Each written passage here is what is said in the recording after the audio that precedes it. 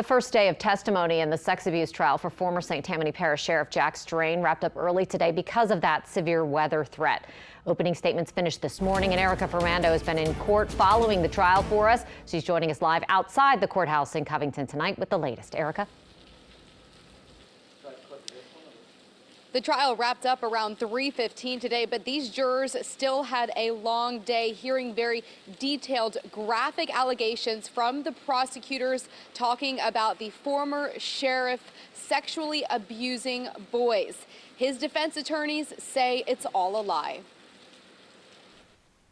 Former St. Tammany Parish Sheriff Jack Strain walked into the courthouse Wednesday morning with his family and attorneys. Prosecutors started the day walking jurors through the allegations that include rape and incest. The alleged incidents happened over a span of 25 years, from when Strain was a teenager and as recently as when he was sheriff. Strain is being tried for sexually abusing 4 males, including 2 relatives. Today we learned there is a 5th alleged victim who will also testify, and he is also a relative of Strain's. Sims said Strain began abusing person number 1 when he was 10 and Strain was 16, with the pair staying together overnight at a fireworks stand Strain's family ran. Sims said, quote, his older friend Jack would start fondling him at night, then it would progress. That person was a family friend and is tied to 3 of Strain's aggravated rape counts. Sims went on to share the stories of the other 4 alleged victims, telling jurors they would hear evidence that shows them, quote,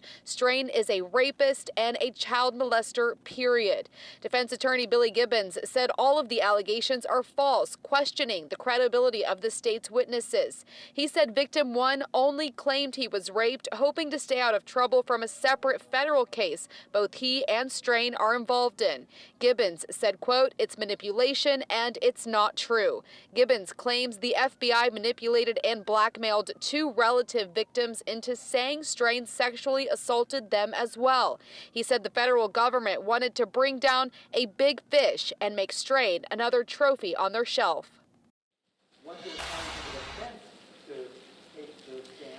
There are about 30 people on the witness list so far. Jurors have heard from 1, so it is expected to be a long trial. It is expected to go into late next week. I'll be in the courtroom every day to keep you up to date. Live in Covington, Erica Ferrando, Eyewitness News. All right, we look forward to your coverage. Thanks so much, Erica. And my investigation of Strain with the Times-Picayune New Orleans Advocate first kicked off that criminal investigation, and then the alleged sex crimes began to surface as people who claimed they were molested or raped by Strain started to come forward. We were looking into possible corruption at a work release program that was run by Strain whenever he was St. Tammany Sheriff. And many of those victims alleging sex crimes are tied to that program. At least 4 men and some women have accused Strain of a number of sex crimes, even incest. Then in December, a separate trial will be held in federal court. Those charges are related to that alleged kickback scheme at the work release.